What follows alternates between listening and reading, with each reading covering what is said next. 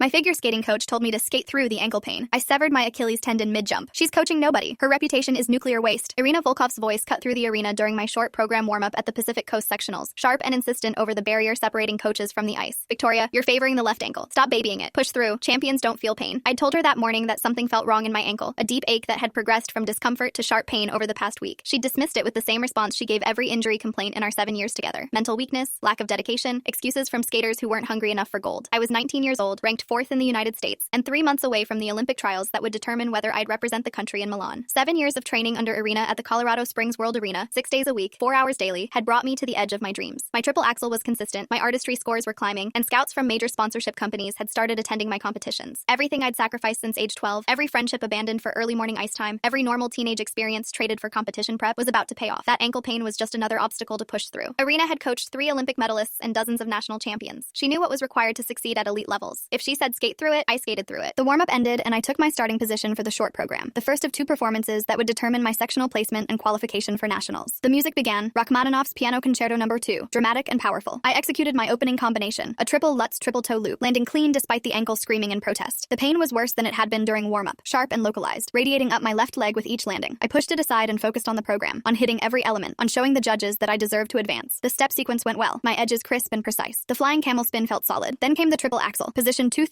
through the program as my signature element, the jump that separated me from most of the other women in my division. I approached the takeoff, building speed on the back outside edge, preparing for the 3.5 rotations that would launch me into the air. As I vaulted off the ice, I felt something wrong immediately. The ankle didn't support the takeoff properly, the force transmitting through damaged tissue instead of healthy tendon and bone. Mid-rotation, still airborne, I felt the pop. Not a sound, but a sensation of something inside my ankle rupturing completely, separating, tearing apart under the rotational force and landing impact my body was generating. I came down on the left foot and my ankle collapsed entirely, folding inward, unable to bear any weight. I crashed into the ice face first, sliding into the boards with enough force to knock the wind from my lungs. The music continued playing while I lay on the ice, unable to stand, unable to even move my left leg without excruciating pain. Officials rushed onto the ice along with the event medical staff. I heard Irina shouting from the barrier, something about getting up and finishing the program, about not quitting in front of judges and scouts. The paramedics stabilized my ankle and helped me off the ice on a stretcher. My competition over. My Olympic dream suspended in the horrible uncertainty of not knowing what had just happened inside my body, but knowing it was catastrophic. The emergency room doctor at the local hospital examined my ankle and ordered immediate imaging. X-rays showed no fractures, but the ultrasound revealed the full horror. And what happened next changed everything. To see the full story, click the link below or go on my channel.